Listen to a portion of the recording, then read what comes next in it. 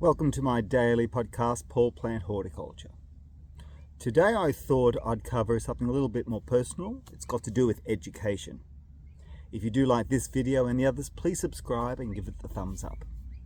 A little bit about my history is I did a degree in horticulture out at Gatton College, which is now part of the University of Queensland. But there are different ways to get your horticultural qualification. Some people do it through tertiary education, some people do it online, some people prefer that face-to-face interaction with both the lecturer and the sharing of knowledge and experience with other co-workers, whilst others do prefer a more personalised, at-home approach, working at your own pace. Choose the method of achieving your qualification through the system that works for you. Whether it's an auditory or a visual system. Now, I personally am not really good with the auditory. I prefer the visual and the tactile. That's my mode of learning, and it will depend upon you which mode is best for you. But either way, industry experience is definitely worthwhile. Start off with volunteering with a local community group. The Friends of Botanic Gardens is always a great start. Also trying with some of the land care groups. It's a great start to get introduced to horticulture, the plants, the propagating and plant knowledge. Even at home you can increase your plant knowledge by doing more gardening, watching more YouTube videos like this, reading magazines and listening to radio. Now obviously with radio I do suggest you click and follow the Subtropical Gardening Podcast, which is my weekly podcasting, all to do with gardening here in the subtropics. Now back to your qualification, your horticulture access into the industry. Like all industries, there are pros and cons. The pros are working outdoors and some indoors. It's working with nature, improving nature. These are really good key points to remember when thinking about a horticultural qualification. In many regards, wages are not as high as, say, an engineer. Few jobs are that high, but in most cases it is very, very rewarding. There might also be opportunities to transition from one sector of horticulture into another sector, so there is always opportunities there. Don't expect too much when you start if you've just come out of a qualification. Start and learn, and then you will succeed and progress. That really is the key thing. Think about your career as a seedling. It needs to grow, it needs to mature, and then it blossoms. And that is the objective with your qualification. So look at alternatives that are open to you. Think of the online correspondence modes. Think of the face-to-face interaction courses that are available. Think of TAFE, think of university. A lot of the universities in Australia offer really good technical, detailed, science-based qualifications, which will definitely help you in years to come, plus will definitely help you if you travel overseas. That said, there are many people in the industry who set up horticultural businesses without any qualification. Some are good, some are not. The qualification definitely will help. And if you are looking for someone to employ, ask for the qualification, and if you're a member of any professional associations. Two good things always to remember when employing someone to do with gardening or horticulture or landscaping or that field. I should say arboriculture and other things as well. So the nursery industry is where most people start in the horticultural industry, and they transition from there into other sectors.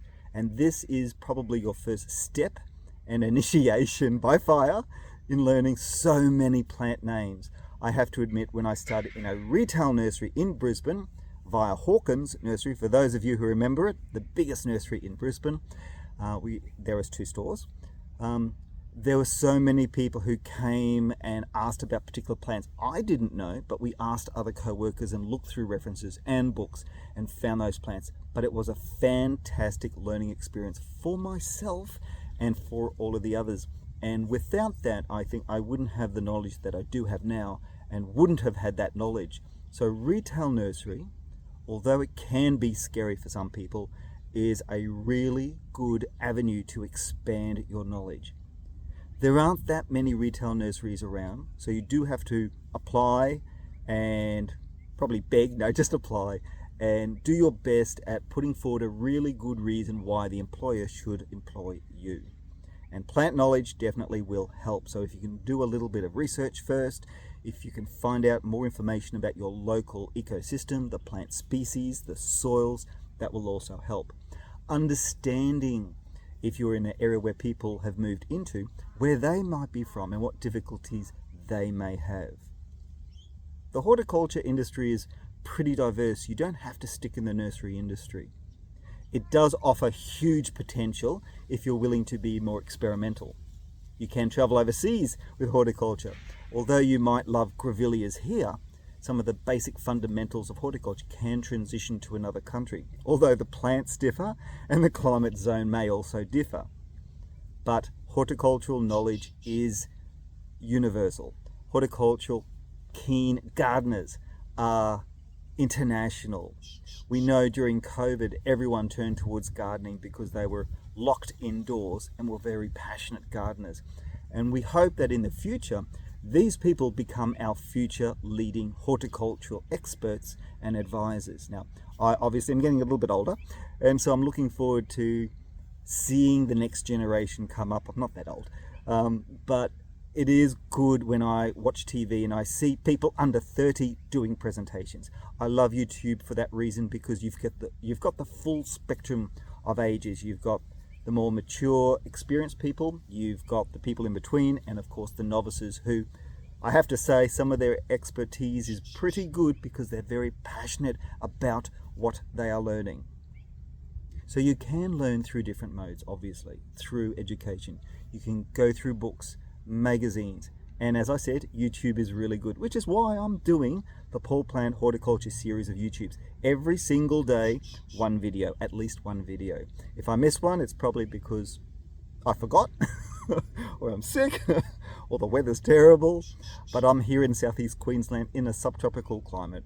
Generally, it's very good. Right now it's winter, I've got a jumper on, but the birds are still active, they're in the background, the sun is up, the blue sky is there. It's a beautiful day, and as a horticultural gardening person, we love to get outdoors and garden. We love to propagate. On that same point, we also make sure that we put on sunscreen protection and sun protection, because UV is something we all have to be worried about. So until tomorrow, I'll go back to my plants and we'll talk more about some plant tips. But today I thought I'd do something a little bit different. If you like this video and all of my others, please give it a thumbs up and subscribe. Would really love your support. Thank you very much.